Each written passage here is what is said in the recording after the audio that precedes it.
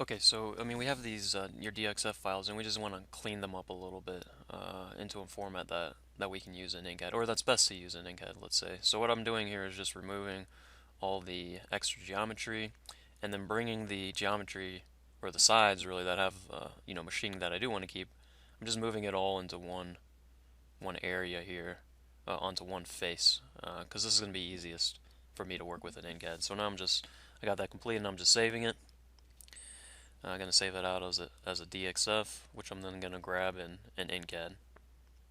Okay, so I've saved that out, and now in NCAD I'm going to open up that DXF file that I just made, and we have then the two options of how we are going to import those in, either as the deluxe or just as the drawing, and I'm just going to do the drawing for now, the standard. And you can see here it puts in a workpiece or not, and then our layers are on the left, and we also have some options here about scaling factor, for instance. But I've now imported this file in, and I can look at it in 3D, and you can see we just have a workpiece now with nothing in it. So that's what we want to change, of course. So this is how we would do this in the standard. We're going to go and select everything. For instance, here I'm just grabbing a whole bunch of stuff, which I'm now going to convert into drill holes.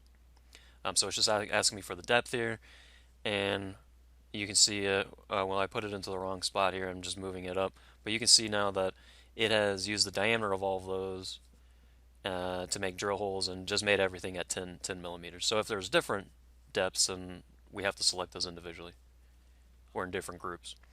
So now those drill holes are done, and I'm just going to make some millings here.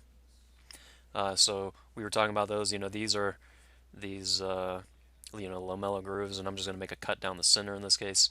And now again, I'm marking those items that I'm going to do something with, and I'm going to make these into a contour called mill 1. And now I'm going to select that contour and make a milling out of it. So I'm just going to select my tool and then identify the contour that I just made called mill 1, and then hit OK. But potentially here I don't want the arcs, so I can switch out the lead into a straight line. Alright, so now if we look at the preview, we can see the drill holes, which are not being optimized very well here, and now the millings that we just made.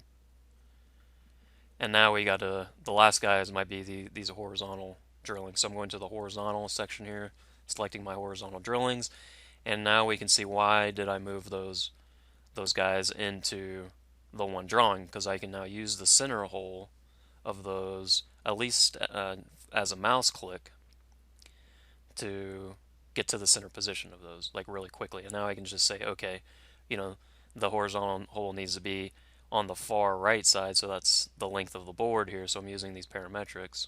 And on the bottom it was 0, of course. So now those are done. So now here in about 3 minutes, we've gone from nothing or a DXF geometry to everything machined, everything drilled.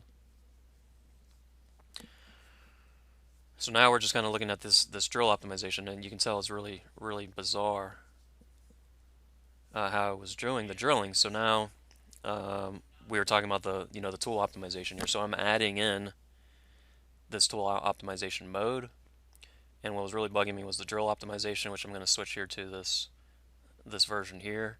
And now when we go to the preview, we can see now that the like holes with the same diameter are grouped together.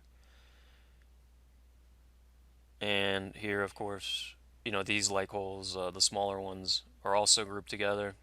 So, this is minimizing tool changes. So before, what it was doing 2 of those big holes, then some of these smaller ones, and then switching back to the tool that I had before, and that's just no good. So here we can now see, it's doing all of these at once. Less tool changes. Okay.